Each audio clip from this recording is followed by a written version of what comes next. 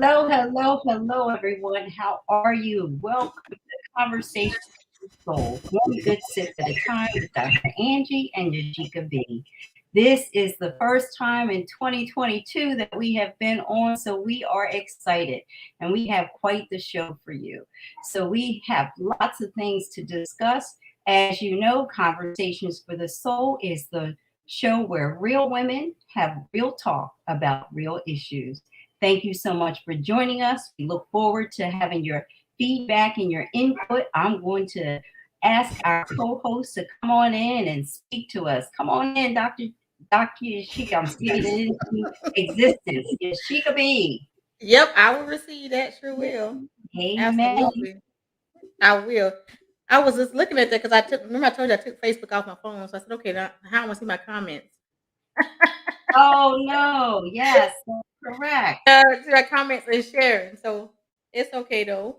So this is our It's first all show good. of I guess 20. I should hop on mine then, Hmm? since you're usually on that duty. Yep. Yep. I could have went in there real quick, but I said, I'll forget it.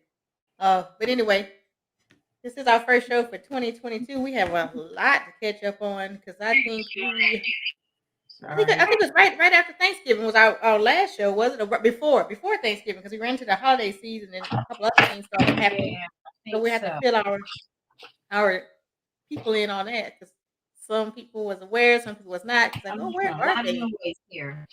Huh? I said I'm making a lot of noise here. Sorry.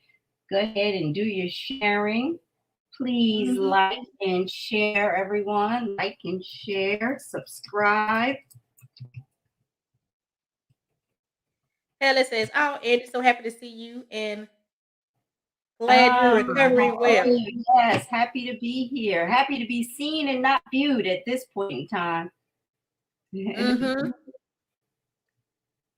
That's Yes. absolutely. So, I'm gonna see if I so can. it has been a long journey. Yes, it has been quite some time since we've been on. A couple of things that have taken me off the railroad track for a moment, but I am back. Praise the Lord. I give him all the honor and glory and the praise because I am back and able to participate in this lovely show that we do that we believe makes a difference in the world.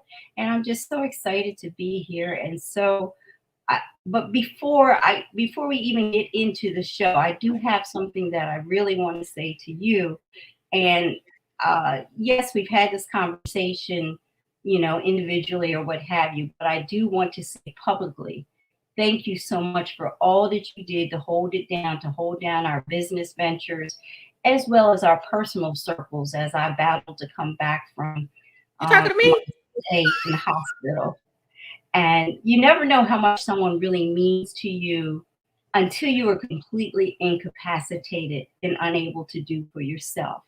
So many of you may know, you may not know, I was in the hospital in ICU for 10 days. And I have been home, I guess, maybe about 2 weeks now. I'm not certain. And, I wasn't even able to breathe on my own. But Tashika held it down. She did what she needed to do to keep us in the game and to keep us moving forward. And I'm very grateful for that, my sister. And people have no idea what goes on behind the scenes. They have no idea, what happens, what needs to happen in order for us to maintain a brand and maintain a business and the things that we are doing. So I just want to say thank you. Thank you from the bottom of my heart for just being my business partner as well as my friend. I love you and I appreciate you. Man, my head got so big. I was like, oh. That's because you're doing your thing. You had lots of stuff happen in between. Let's talk about Women of the Power Voice. Well, yes, I worked with Pamela Hinko on that, and we did a collab anthology, and you were a part of it. So we made international bestsellers, which was awesome. We had I think roughly 30 women. I can't remember exact count. I forget. That collab with us, and it was a great opportunity. It was a great opportunity to stretch, uh, trial tested, and came back and getting ready to do some great things with Dr. Angie and move forward. It was an awesome experience. I Something to learn. love it, love it, love it. So I want to just take a second out to acknowledge some of our lovely See my people cup? who joined us for tonight. We have, says, Talofa, beautiful sister of mine. I believe that's what she's saying. Yep, she said Talofa. Pele says, amen, amen. Amen. Better to be seen than viewed. Hello from Sonia Merritt. Hey, Sonia. That's from the ladies from the anthology. Look at that.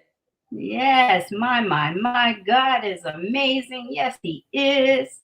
I got somebody speaking to Ghost. Ghost got more followers than I do. I don't understand. But yes, anyway, he does. Pele says, I love you both. All right, and this is Andy. All right, thank you so much for joining us tonight. And we have a lot of things to talk about. I'm going to turn it over to Yashika B right now and allow her to just bring us up to speed and carry us to where we need to be, because we do have some really exciting things to talk about. Well, I'm just speechless. I don't know. I didn't get my agenda. My secretary didn't send it to me. No, I'm just teasing. Well, first of all, I will like to acknowledge publicly too. I am so grateful that you're back and feeling better and ready to rock and roll and take some more and do some more and show the world what you have left. That you had so much more to give. So I'm absolutely grateful for the Father who spared you. You know, said, you know what? Let me leave my child here. Let her do some more work. I got some more work in her. That's a good deal. Yes. And I tell you, when I have such a testimony to share about that. And I believe that testimony will make a difference to a lot of people and be a blessing to a lot of people. Mhm. Because when I speak about it, I still cry. I still get teary-eyed. I still get worked up. And I believe that it's something that I have to share. And you know me, I like to hold my business close to my chest. I don't like to tell my business. But in this case, God was so good that I can't hold on to it. So I'm looking forward to that. I do see that Dr. Gray has joined us. I wanted to give him an opportunity to speak about the work that he's doing.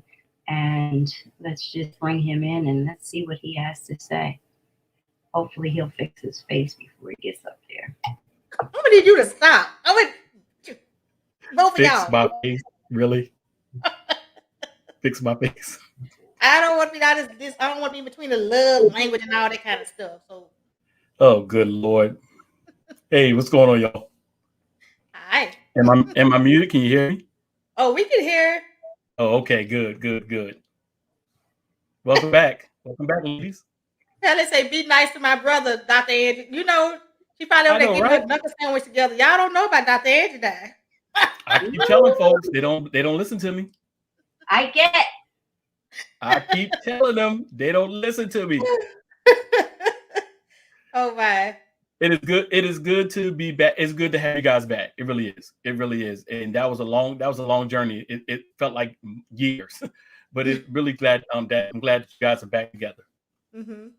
It was a while. It was a challenge too. We had so much going on in between that where we had some great things. We had some some trials, some tribulations, some testimony, because if we wasn't tested, we wouldn't have a testimony. And I do believe the three of us have testimonies over that period of time. I'm gonna say the holiday season starting right around Thanksgiving, leading all the way up to where we are now. And I know that we couldn't have done any of that without the grace and the mercy of our Father, our Lord, our Savior.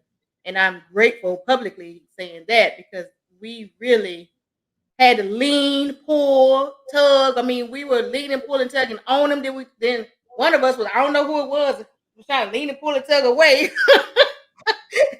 Then Dr. Joy had to reel me back in. Dr. Angie had to reel me back in. You know how that is. So very, very grateful. But Dr. John, while you're sitting here, woo, you did something that was amazing too over that break. I just like so we always like to give our roses while you're living. So I don't have one. Just it'll be a paper rose, a virtual rose. So I'll take virtual rose. Okay. What did you do? Yeah, we got a group of guys got together. There was 20 of us, and I was seeing the work that you were doing, and quite honestly, it really started with the Women of the Power Voice anthology that you guys were doing.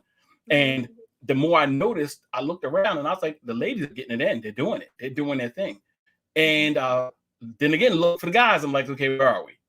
So one of the things you can either do, you can either talk about it or be about it. So I decided to be about it, and I put out the call for guys. I said, hey, listen, we're going to do power talk, perspectives on power, passion, purpose, perseverance, and purpose.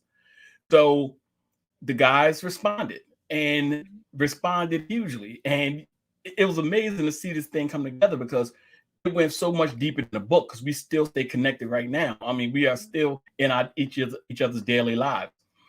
And the book was an awesome success. Literally over 10 categories. It hit number one bestseller, number one new release. I mean, that launch day was fantastic. It started slow, and then all of a sudden I kept throwing screenshots to the guys saying, hey, we got another category. Hey, here we go again. Literally, I think it was up to 13 categories.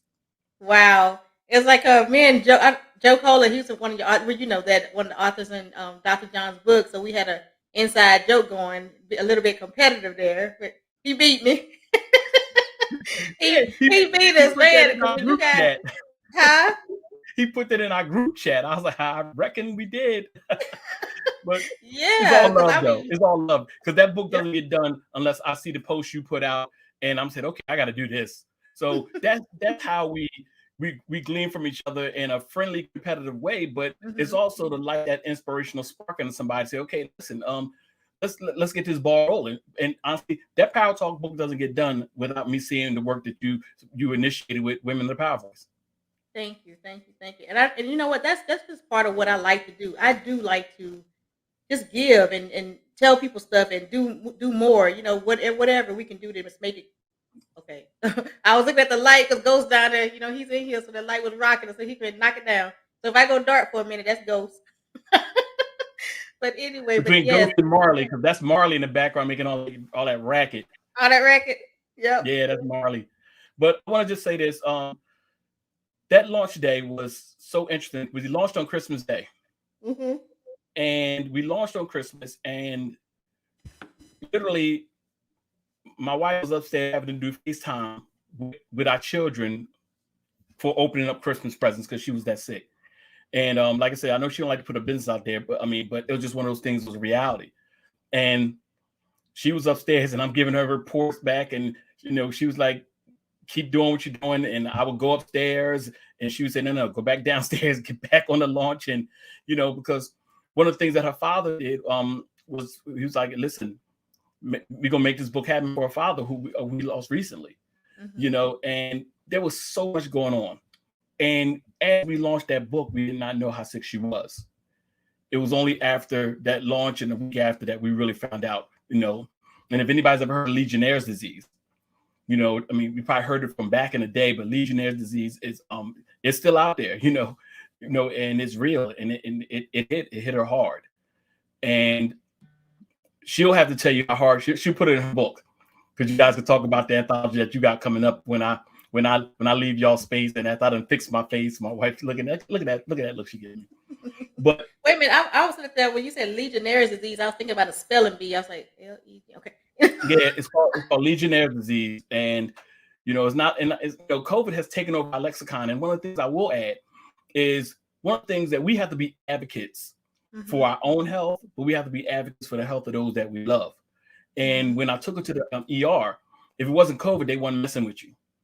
It was like COVID taking over the world. I'm like, wait a minute, people are still sick. People still got cancer, they still got diabetes, they still got blood pressure. COVID ain't to be all the end all, but that's how the hospital was so swamped. It was packed. But I literally went in there and said, listen, I hear what you're saying, but y'all need to get her some attention right now. And I had to advocate in a way where I didn't come across as angry black man, because I'm not Taser brother size, I'm Shooter brother size. They're just waiting for the angry black man to come out. So I had to really compose myself and say, listen, I understand that there are people in this hospital who are sick, but take a look at her, she can't breathe. And I had to get the attention in that way. So for her to be on this broadcast right now, and I'm looking just over 2 weeks ago, it literally, the doctor said, had I not got her there, we'd had a problem.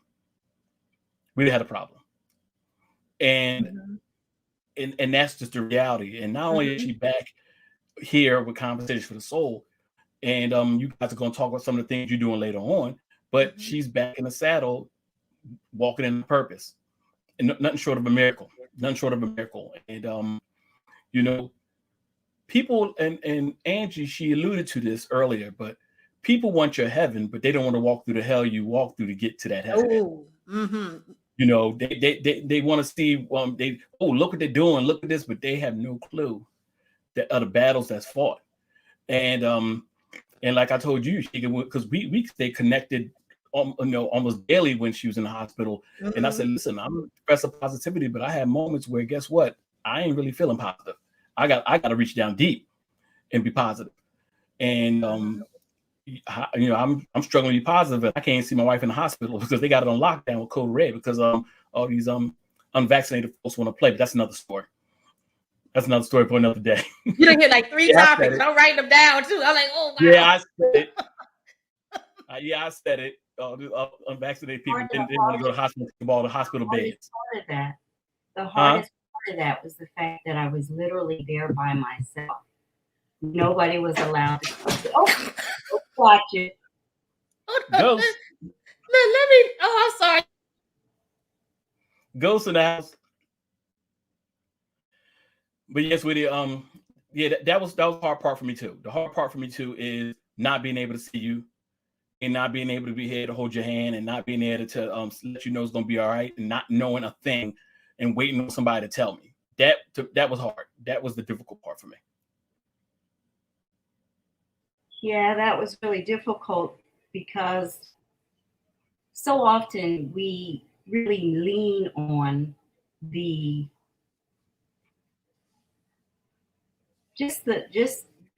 power of relationship, of knowing that you're not there by yourself gives you extra strength.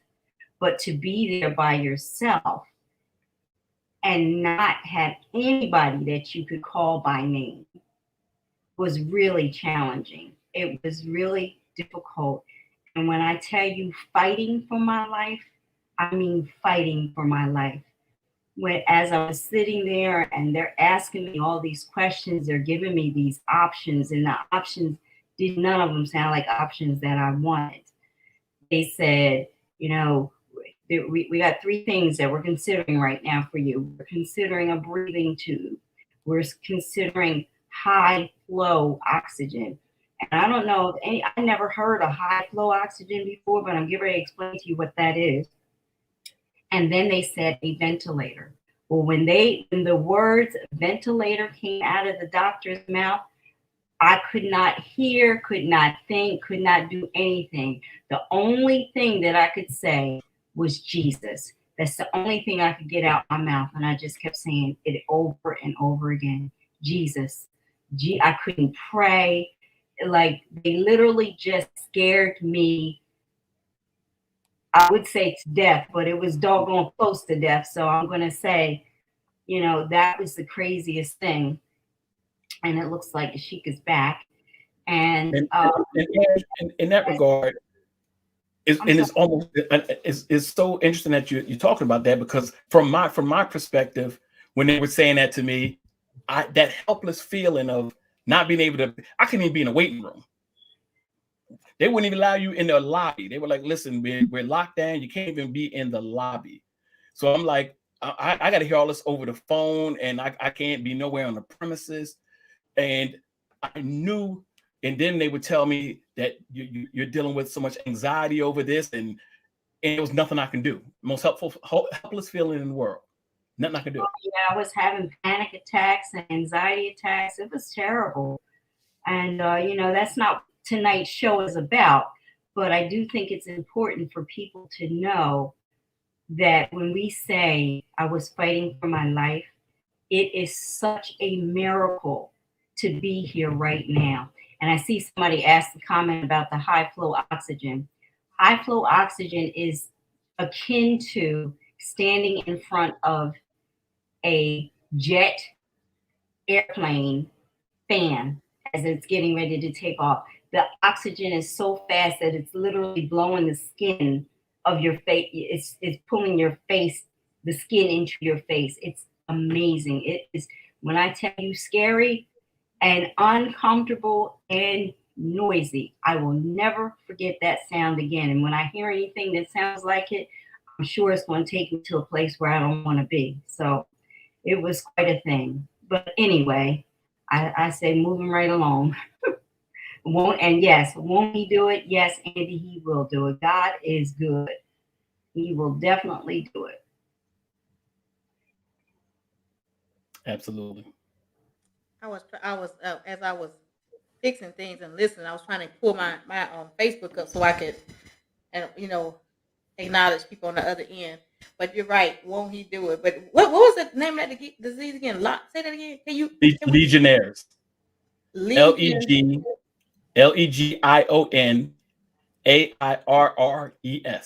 Legionnaires. That's why you got the DR in front of your name, not me. Yeah. And honestly, it is one of the most random diseases because I shared every space she shared and didn't get it.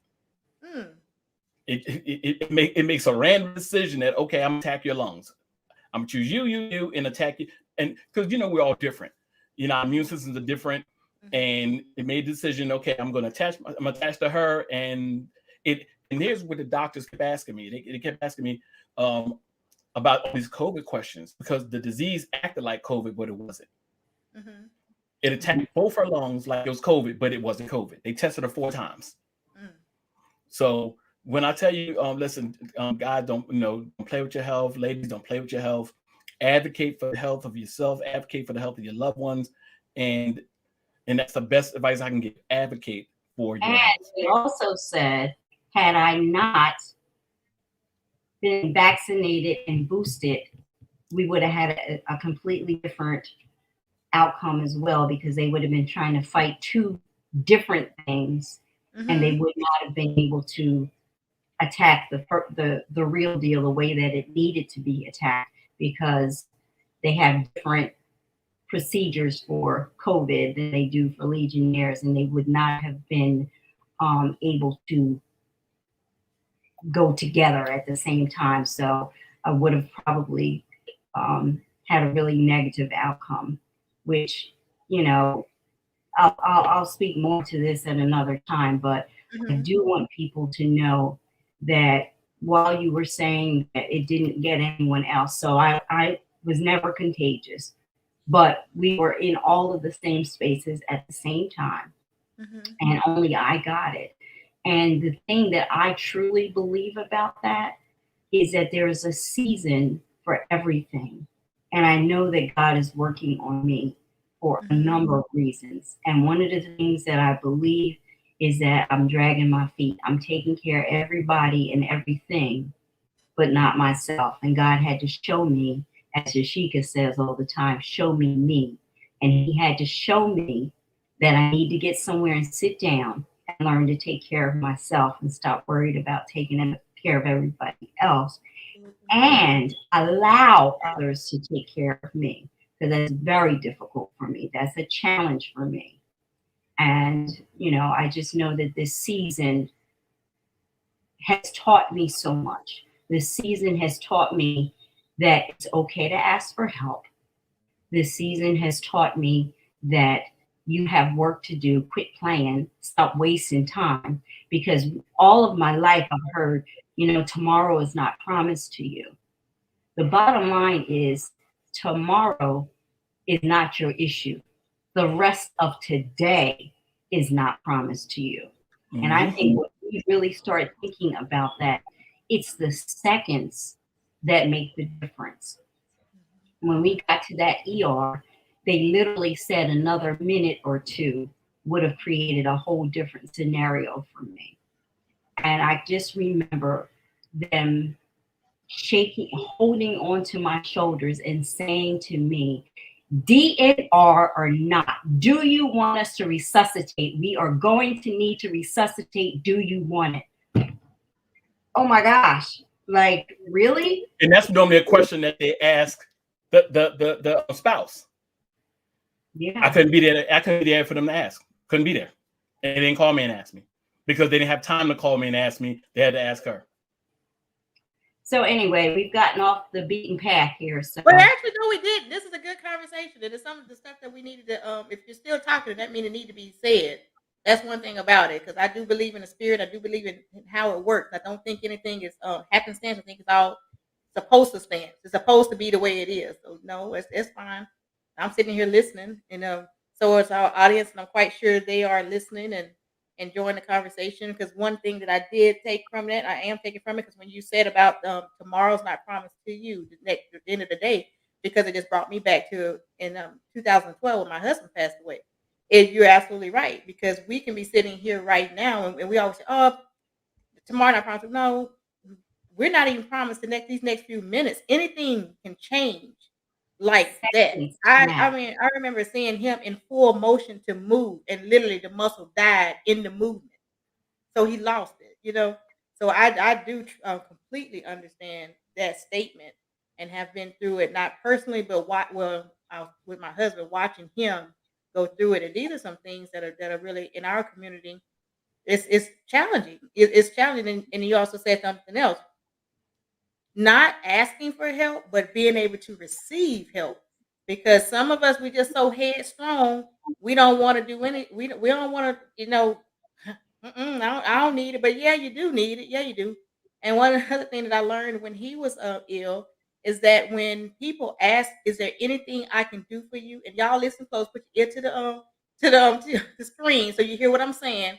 If someone asks you, "Is there anything I can do for you?" Your answer is yes.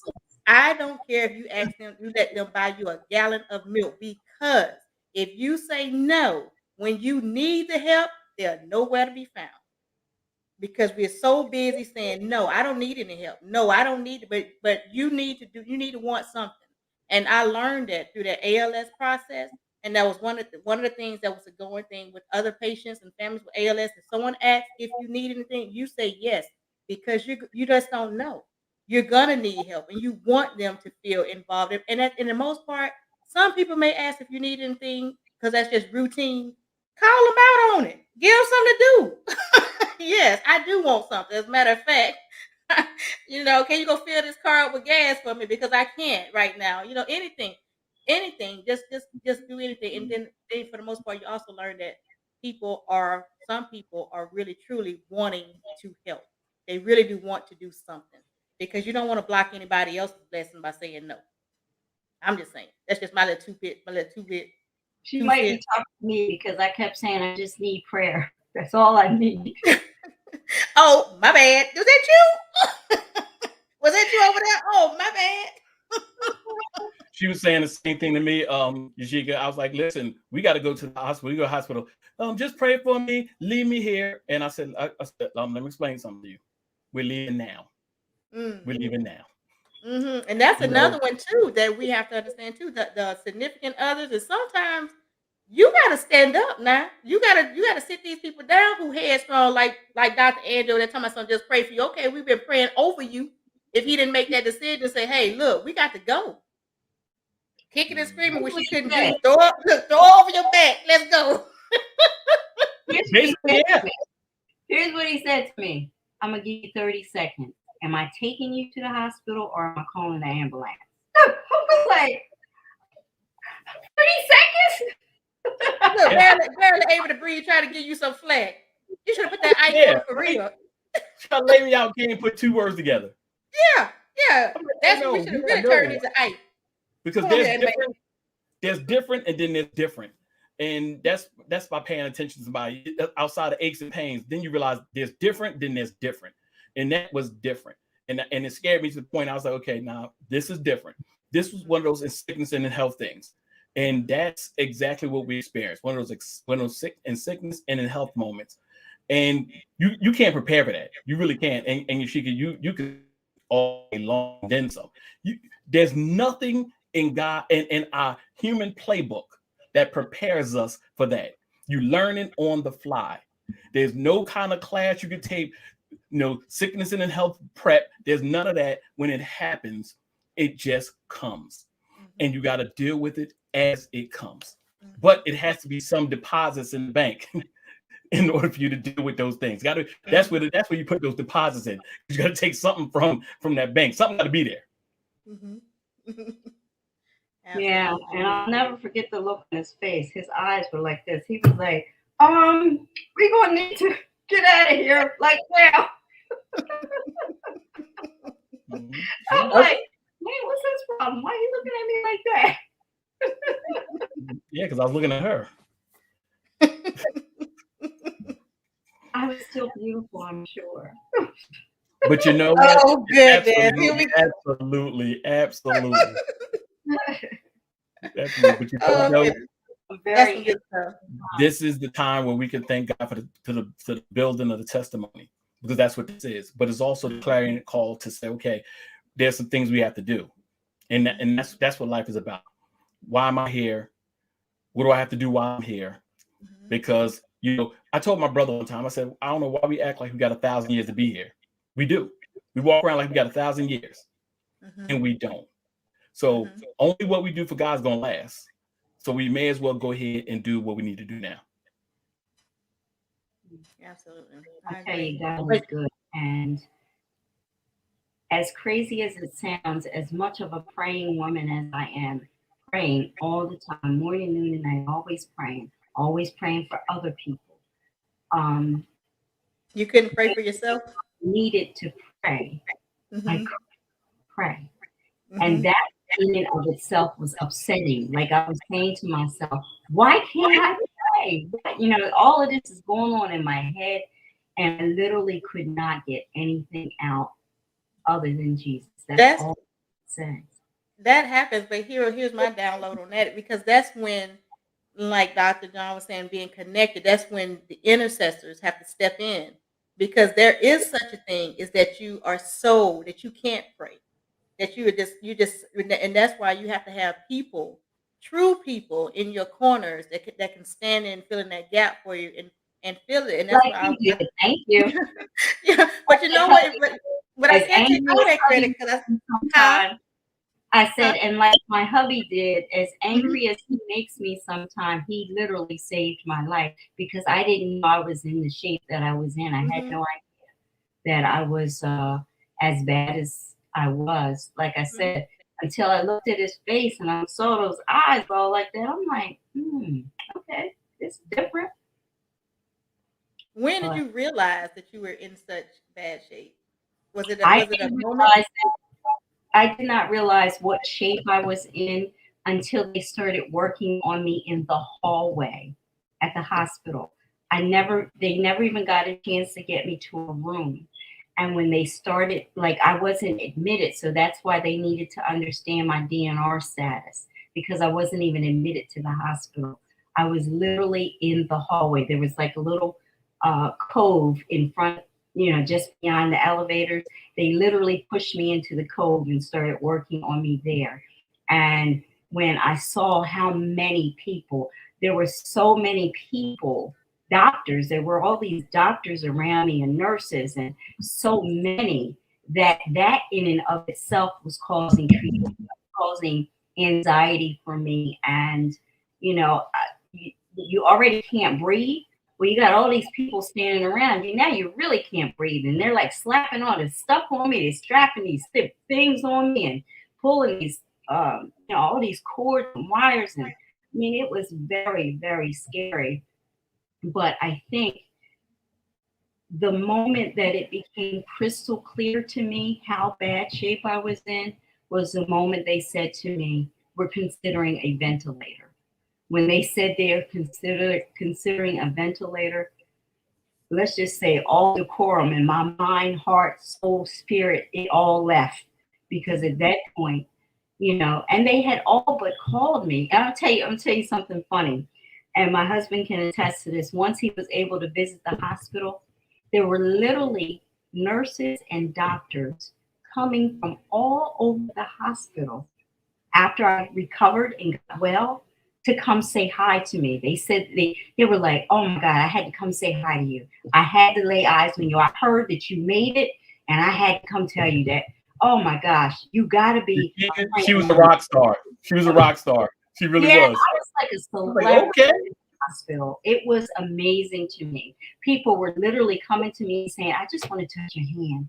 Like, so I clearly did not realize how bad that was, how bad I was until then. Like once I was well and recovered and able to speak and all of that, I made friends with the nurses and the doctors. They were coming in, like I had a coaching client from one of the doctors. And my husband was laughing at me. He's like, wait, so you were like coaching the guy? I was like, yeah, he really coaching the doctor. Yes. Yes. And so one day removed from high flow oxygen, and she's doing a coaching session with the doctor who's losing his biscuits. Yeah, and it was so funny. When I was speaking to him, he came back a couple hours later and he apologized. He said, I'm so sorry. He said, I just got, I'm sorry. It's just, and these doctors, they are, when I tell you, they are in high stress mode. Overwhelmed. They are so stressed, and I feel so bad for them. But anyway, when he came to apologize to him, I said to him, I said, you know, I'm just sick. It's not that I can't do what I do. This is what I do. He's like, I like that. This is what I do. So he started telling people, this is what she do. You know, so it's kind of funny. But when you know, when you hear the hood people got street cred, I had hospital cred. How does that happen? Yeah. It's funny now, but I'm like, okay. Yeah, but that's a good thing that you're able to laugh and talk about it now, though, because I'm just saying. Oh yeah, and you know what? In the hospital, the Lord laid it on my heart that I'm going to write a book about this. So when that happened, when it came clear to me that I have to write a book about this, that's when, you know, you and I talked about the things that were already set in motion for us, and I decided that, you know what, I'm quite sure that there are many other people with testimonies similar, greater, smaller, whatever, but they have testimonies that need to be shared. Because when we go through things, we don't go through those things for our own selves. We go through those things in order to strengthen the kingdom, in order to be encouraging and inspiring to others, in order to be able to say, yeah, I know what you're talking about. Been there, done that. Well, I tell you what, I upped the whole ante on what I can understand now, what I can empathize with now, based on what I went through. That high flow oxygen, yeah, that's all. I can't even get my words together about that. But what I can say is, it's a story that needs to be shared, and I'm willing to share it. I have to share it, and that's biblical too. And you know, the scripture says, you know, we overcome by the word of our testimony and the blood of the Lamb. So that is scriptural to the point where people's lives are dependent on our testimony. It really are. We have no idea who we touch by simply saying, I get it, I relate, I've been there, I made it, and you can make it too. It means everything. And that's what our mandate is. Our mandate is, you know, like I tell people when I speak, and I tell people, you know, I said, I'm here to tell all these little kids who've been through foster care that there's life after foster care. That there's life when you lose a parent at an early age. I'm here to, and you're here to tell people that when you come out of a situation that's life threatening, there's something that can be learned from that. What am I here for? It really prioritizes our life. So there are people who may be wasting their life. And then here you come along telling them life is too precious for you to waste, my brother, my sister. We don't have that time. We really don't have that time to be wasting the most precious thing God gave us was life. What's more valuable than that? Exactly. And the ability to breathe. Time is something that is given to every one of us as a gift. 24 hours a day, 7 days a week. It's up to us how we use that time. And clearly, I was not using that time as wisely as I thought I was using it. And God said, you know what? Let me show you some things. We're going to have a little talk. So I had that little talk with Jesus while I was in the hospital. And, you know, when we hear about people being in the hospital, okay, so they're in the hospital, whatever. But to be in intensive care for 10 days is unheard of. You know, you hear about people with COVID, you know, they're on the ventilator for 60 and 90 days and all that kind of crazy stuff. So when they said to me, ventilator, I said to myself, look, oh, heck no. What do I got to do to get out of here? What do I need to do? So when they had me doing all these different exercises and practicing this and practicing doing all this stuff, I'll tell you how bad it is. Yashika laughed at me when I told her I had to learn to walk again. They literally had to teach me how to walk again in order to leave the hospital. And I was sitting up there looking at the physical therapist that she came in and she said, I'm here to teach you to walk. I'm looking at her like, what are you talking about? I know how to walk. Look, it's like I'm checking my ID bracelet. I'm like, you talking about, Willis? And then sure enough, when I got out that bed, I couldn't walk. I couldn't believe it. I was just, oh my gosh. And then you want to talk about discouraged. I'm saying to myself, well, how long is this going to take? Like, still being grateful. Now, don't get me wrong. I've never, ever let go of being grateful. But some of the things that were coming at me were just so scary and so discouraging. And, you know, they kept saying, like, my husband kept asking me, so did they say when you going to get out of here? I'm saying to myself, anybody said nothing about no discharge at all. So, I mean, we went days and days and days, and they would not even mention the word when you get out of here or discharge. Mm. So it was an experience that I will never, ever forget. And when I start acting crazy and I start wasting time, I want each one of you to hold me accountable and say to me, yeah, okay, I see you.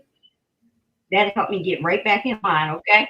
Yashika, there's also the psychological stuff that happens too. Because prior to this, you know, my wife just lost her father. But prior to this event with Ange, my first cousin went into the hospital for a procedure and never came out. Yes. Days before. She was 60. She was 60. Went, you know, the day before. Yeah. Went into the hospital and did not come home. So all of this stuff is on your mind, dealing with the whole, like, I mean, so you really just got to maintain some kind of semblance of faith in God, hope in God, and just say, God, listen, like I said today when I preach, sometimes the best prayer you can say is, God, help me. And honestly, I was with her. I couldn't, my prayer was muted except for, listen, God help us. God help my wife. God help us. God, that's it. All I can say. Because you have all of these things on your mind saying, what if, and what if, and what if, especially when you're not being informed. And it was only after I started getting more informed that I started feeling somewhat better. But when you're uninformed, you have no idea what's happening. And all you got are these crazy things happening around you. And I'm looking at my cousin Tina, who we just lost. I'm like, oh my God, Lord. So we went to the funeral, what, 3 days before all of that happened? 3 days before. Yep. Yeah, so it was really a crazy, crazy lineup of, for lack of saying a bad word, I'm just going to say it was a cluster of things that really just, and the crazy thing is when my uncle died, my dad died, John's cousin died, and my aunt Jeanette died. And aunt, all within 2 weeks. And in that conversation I had with my mother and I had with John, and I said to them, if anything happens to me, let me go. Do not resuscitate. I'm just telling you right now, just let me go because I don't want to be a burden to anybody. And when I went into the hospital and they were working on me, I was saying to them, they asked me the question and I said that, but I said to them, quality of life matters to me. If I get 80% of the quality of my life as it is now, please resuscitate. If you don't see me having 80%, let me go. And it was just so surreal to be repeating those words when I had just said those words to my husband. Matter of fact, texting to him. We texted to each other. Yeah. We text our our wishes to each other. That way, is we have it concrete. So we just maybe like a week before, so we text each other saying, "Do not resuscitate," and I said the same thing. And it felt as though I said to myself, you know how Martin Luther King had that premonition before he died? Like I said to myself, was that a premonition? Like all of this stuff is going through my head. And, you know, to hear myself repeat those words to the doctor when she was asking me that, it was just like, oh my gosh, I just said what I said. You know, it was surreal. And it's just something that I will never forget. And I do want to move on for a second because a few moments ago I was cheering, and I want to show you why I was cheering. I lost it here, but I saw a message that I'm looking for now on this screen, and it said, oh my gosh, I can't find it. All these, we got a lot of comments this time, but here we go. Okay, God, I'm in. It is time to tell my story, and I'm cheering because that is exactly what we are looking to do. This next project that we are working on is all about telling your story, telling your testimony, because without a test, we can't create a testimony. When we get a testimony, the whole entire purpose of a testimony is to share it. It's not to hold on to it because it can't help you. You ain't really thinking about it. The testimony is to help others. So with that being said, I do want to just go ahead because we're coming up on an hour. Yashika, I would like you to just kind of take us to where we need to go at this point. And I was going to say before you guys do that, I thank you for letting me crash your show. But I thought it was important that I be on here, especially this my wife's first time being back, and looking beautiful as ever. And I just want to just say I'm so glad that God in infinite wisdom decided to keep her here, because I have no idea what I would have done with myself at all. Absolutely no way, no shape, form, or fashion. I have no idea what I would have done with myself. So, sweetheart, it's good to have you back. You look awesome. You sound awesome. And more than that, you got your fire back. And look out where we about to make some stuff happen. Listen, as I always say, party time. Let's go. Absolutely. I leave you guys with a funny thought. It's funny, but it's not funny. When they were wheeling me into the hospital and they told him, okay, you can stop right there. Stop, you can't come in. The look on his face was like, wait, what?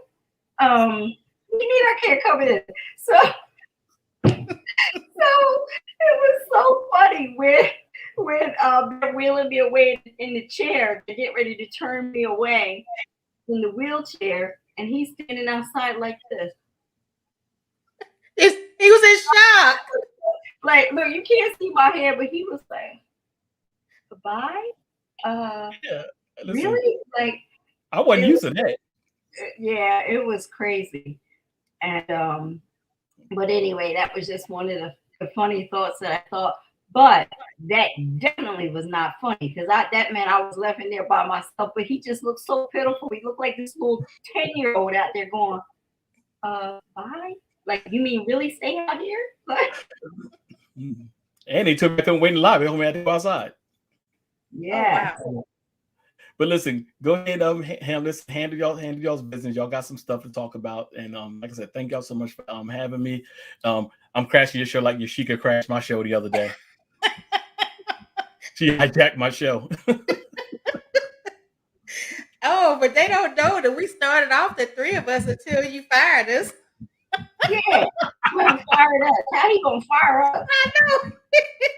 He said, "Look, I done brought y'all in the nest. Now I'm gonna kick y'all out. Now fly." Listen. There were 4 girls in our house. I'm used to a whole lot of yakking. I said, listen, I can't. I need a moment of yakking free.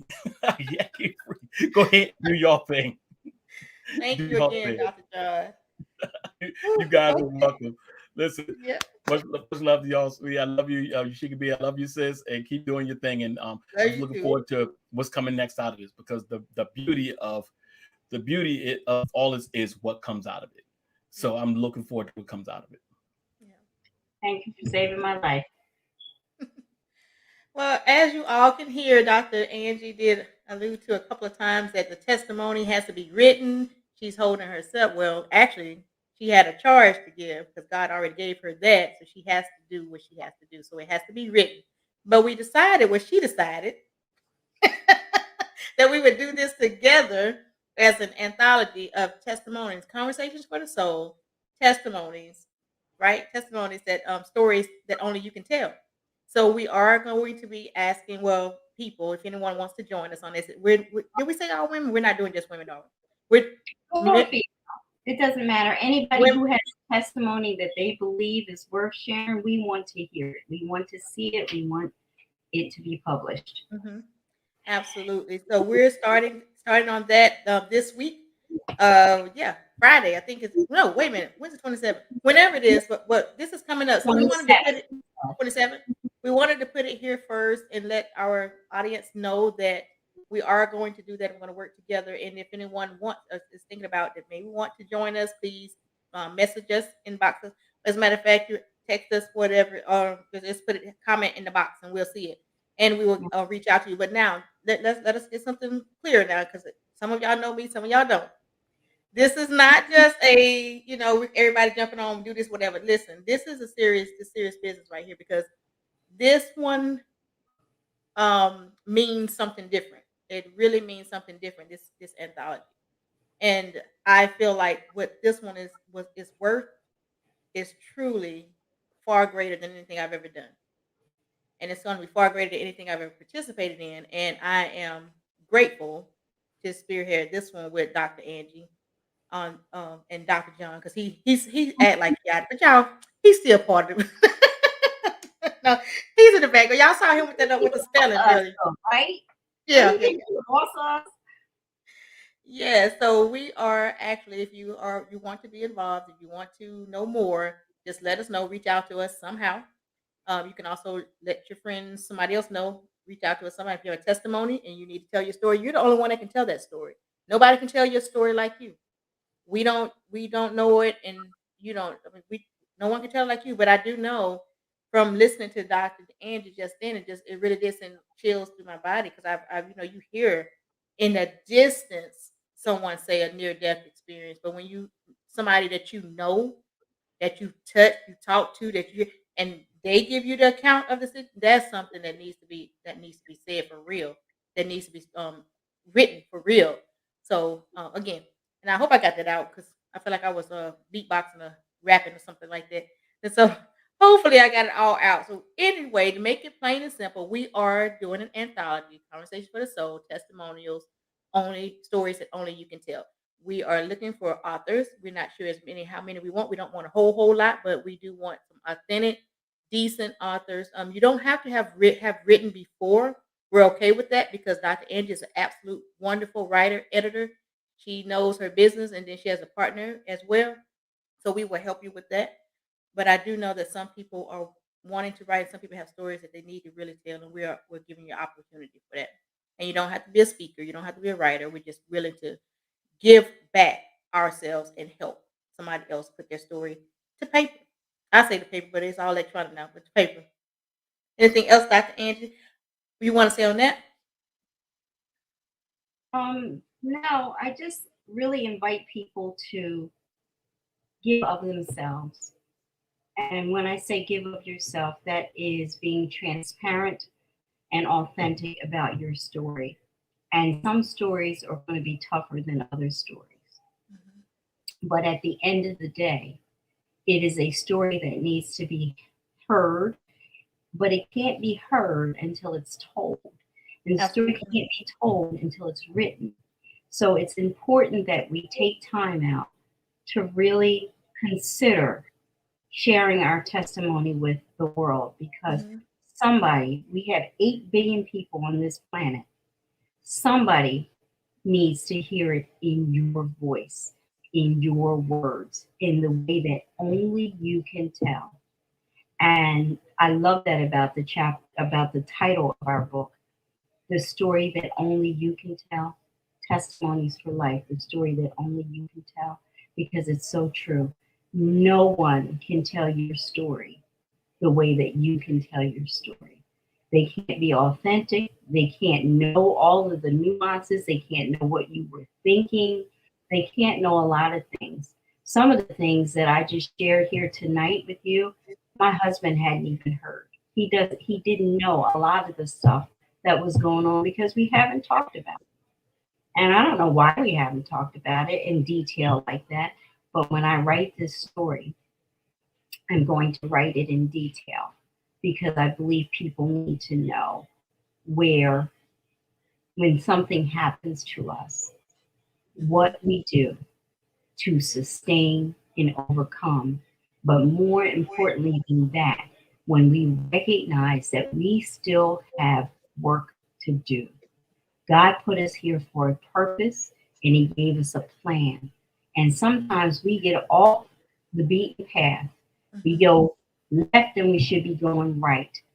And God will bring us right back to exactly where we need to be by any means necessary. And when He does that, we must listen, recalibrate, reset, reroute, as the GPS said, rerouting. You want to go ahead and do what you have to do to make sure that you get on the path that you were called to be on. And in doing that, you will do what God has called you to do and answer your purpose. When you walk in your purpose, it changes your entire life. And we can't know what our purpose is until we ask what our purpose is and be committed by any means necessary to do what it takes to fulfill that purpose. Because we're not promised the rest of today. That can go away in a blink of an eye. I went from being sick, which to me was I'm just really tired, I'm exhausted, I'm not feeling so great. All of this gamut of emotions. And over Christmas, like who does that? Like who cancels mom on Christmas? So it was just one of those things that was clearly a wake-up call for me. And what I do know is I've been talking about empowerment and purpose for a very long time. Facebook shared with me something I did 6 years ago about empowering others and teaching others to walk in their purpose. And what I know that I must do is I must do as many people as I can as in short turnaround time. It can't be a long time because when we carry these things along a long time, we get tired, life happens, things happen, and we just don't do what we set out to do. The purpose of this anthology is to get your story out there, to get it out there in a solid way, in a way that it can benefit someone and that it can be a quick turn. We want to make sure that we are doing what we are called to do. When we say we are teaching others about purpose and empowering others, there's nothing like empowering someone to be an author. When you are an author, you fall in 1% of the planet. As many books as there are on this planet, only 1% of people actually author books that end up being published. Now, for years, we were closed out of the publication business. For years, decades, centuries, we weren't able to participate. But now things have changed. We've got the opportunity to do self-publishing, and we have the opportunity to put our story out there. Let's not squander this opportunity. It is a wonderful opportunity that we need to take, not for us, not just for us, but for the planet, for the world, for the kingdom. People need to be able to see our legacy. Had I left here, had I left this earth and transitioned to heaven 2 weeks ago, 3 weeks ago, ever how long it was ago, had I left here and not left some sort of legacy for my children that they could pick up and hold and get my story, it would have been a travesty. So what I'm saying to you is leave a lasting legacy, a tangible legacy that people can read about, for years to come, long after you are gone. This is not about you. It's not, it's about your children. It's about your grandchildren. It's about your grandchildren's grandchildren. Because once people stop speaking your name, there's nothing left. But as long as people continue to speak your name and continue to visit your memory, they know that you were here and you made a difference. And that's important. That matters. So I'm going to do everything in my power to use my God-given gifts and talents to help people. Anyone who wants to get there, I'm here for you to help you get there. And the wonderful thing about it is having a business partner like Yashika, having a business partner like Dr. John Gray, and a business partner like Dr. Tracy Lashley. Having these business partners, we all bring such wonderful tools to the table. There's no reason, there's no excuse for you to not take advantage of this opportunity to have a lasting legacy that you can leave behind for the world, because we are not promised tomorrow. We're not even promised the rest of today. So we have to stop wasting time. We have to do this and do it quickly, but do it well. Everything that we do, we must do in excellence. That team that I just introduced to you is excellence at its best. And I say that with all authenticity, with all integrity. We have integrity, but more than integrity, we got skills. Let us use them to make it work for you. Because when we keep trying to do everything ourselves, we can figure out how to do it cheaper. It's amazing to me how many times we mess up because we trying to figure out a way to do something cheaper, trying to figure out a way to do something on our own when we're trying to work our full-time jobs and trying to run our families and do our lives and all that stuff. We lose sight of the dash between those dates. Focus on the dash between that date of birth and that date where you leave Earth. That dash matters. Stop playing with time. Time is important, but it is also elusive. Time will get away from you before you know it. If you think that your children, when they have grown up, you look around and you say, dang, that happened fast. That's one thing. But you look at the time that happens from when you say you want to do X, Y, and Z, and you don't get started, that's where the time really takes off. It's like the time in the morning when you're trying to go catch the bus, trying to catch the school bus. You know how that time goes triple time fast? It's the same thing with this. When you declare that there's something that you want to do, the devil will throw something at you to distract you and take you off the beaten path so that you never get a chance to do that one thing that you were called to do. Stop playing around. Ain't nobody got time for that. And I tell you, she get that all the time. We don't have time to waste time. We must act and act now. Because guess what? I have several clients that are waiting for me to write their books. Had I checked out, those books would not get written by me. So we got to stop playing. I love all of you. I thank you for all of your support. I thank you for believing in us and trusting in us. And what I can promise you is we will give you a phenomenal, dynamic product at the end of all of this. Something that you can be proud of, something that you can use to enhance your life and all of your legacy people who are left behind when you leave this great place. God bless you all.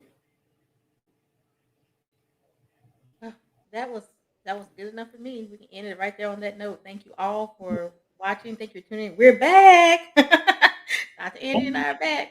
We will be here next Sunday, 7 p.m. Eastern, YouTube, and Facebook Live. Conversation for the Soul. One good sip at a time with Dr. Andy and Yashika P. Yes, and do something different. Don't forget, she just Absolutely. That's my thing is do something different. Do something different. Tell somebody that you love them, that you don't normally say you love them. And then also speak to somebody that you don't normally speak to, as well as just do something different. Get up tomorrow with that spirit of just gratitude, but do something different. Make a difference in somebody else's life. I mean, we have our people that are right in our circle, but just go another route and say hello. You know, just do something different. And It was remember, great you to got be back, and she got so wonderful. This is awesome. yay. This thing I needed to wake me up and say I'm back. Yeah. I had my hair We're comb from back. on. I love it. God bless you. Bye bye, everybody.